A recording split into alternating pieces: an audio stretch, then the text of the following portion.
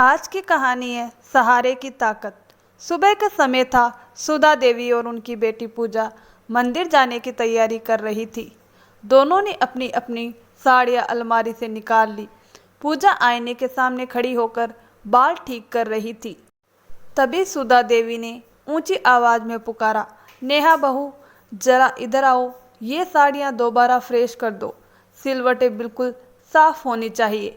नेहा ने रसोई से हाथ पहुँचते हुए बाहर आई।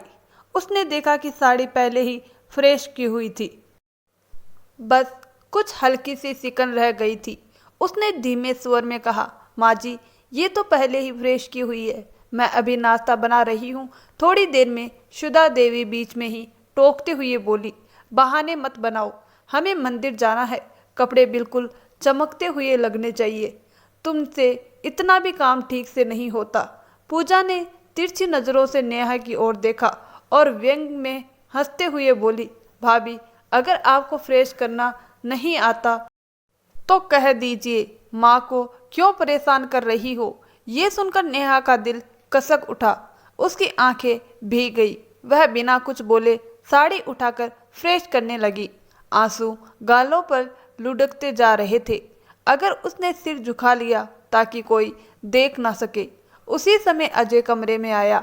उसने देखा कि उसकी पत्नी आंखें पोंछते हुए चुपचाप कपड़े फ्रेश कर रही है और माँ बेटी हंसते हुए मंदिर की तैयारी कर रही है।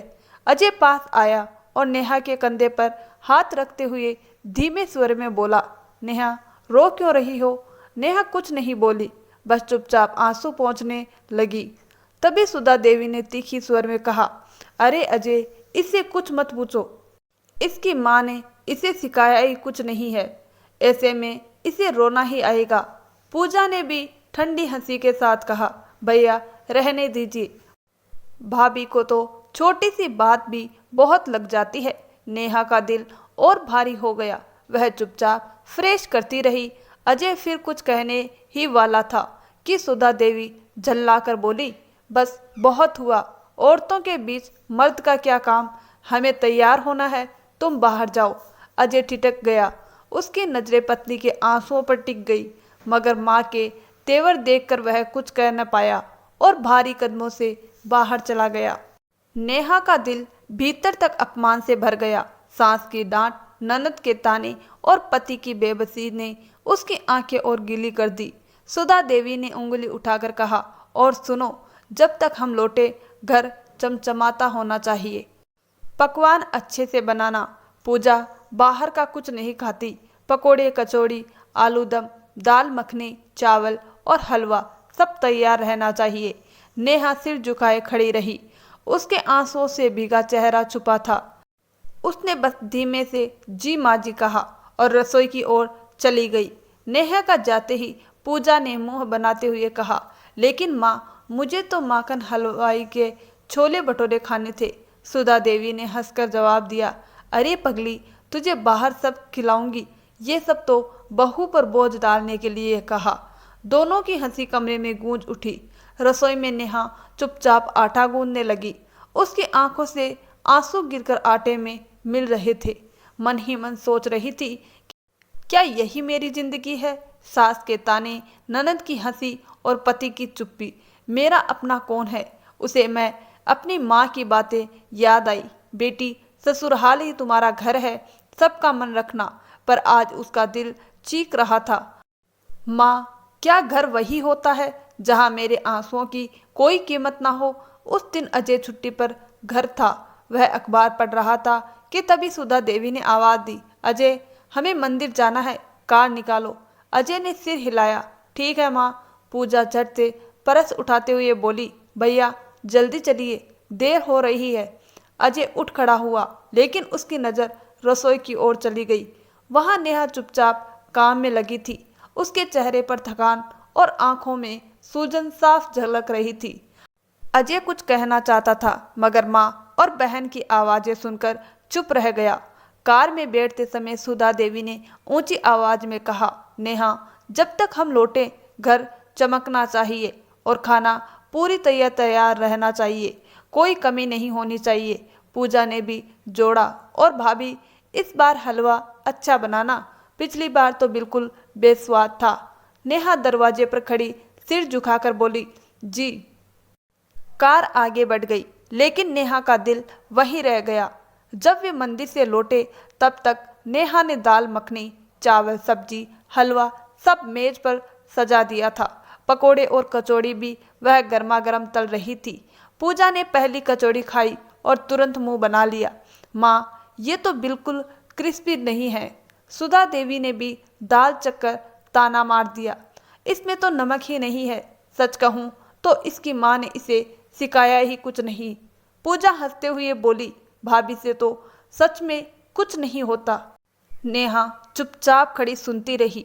उसकी आंखों से आंसू झलक आए।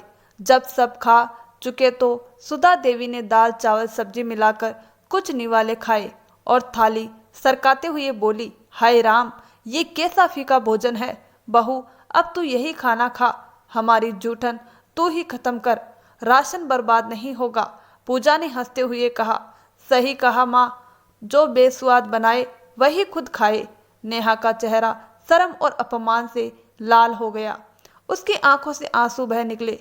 वह कांपती आवाज में बोली, लेकिन माँ जी, मैं यह झूठा।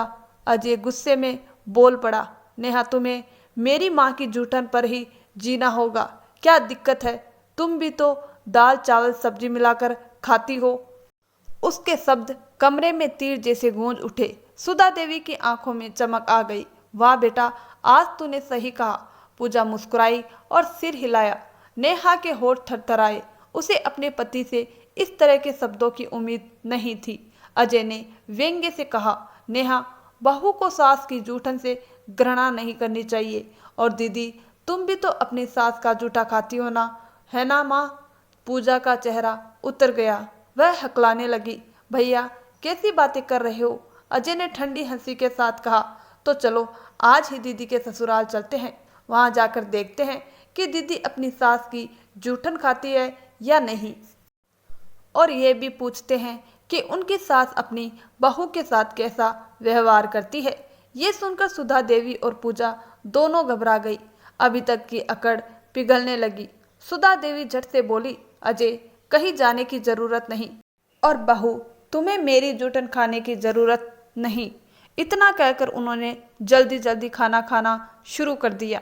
पूजा की नजरें झुक गई। ये देखकर नेहा पहली बार रसोई में जाकर मुस्कुरा उठी। उसके दिल पर जैसे बोझ हल्का हो गया। उस दिन के बाद से सुधा देवी और पूजा ने कभी नेहा को अपमानित नहीं किया। नेहा के मन में पहली बार चैन की लहर उठी। उसे यकीन हो गया कि आंसुओं के बीच भी उसका अपना सहारा मौजूद है। दोस्तों, पत्नी के आंसुओं को अनदेखा करने वाला पति कभी सुखी नहीं रह सकता।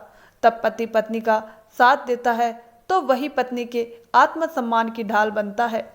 तभी घर में असली शांति और अपनापन कायम होता है। अगर कहानी अच्छी लगी हो तो कमेंट में ज़रूर बताएं। नई कहानियों के लिए हमारे चैनल को सब्सक्राइब कर ले। धन्यवाद दोस्तों।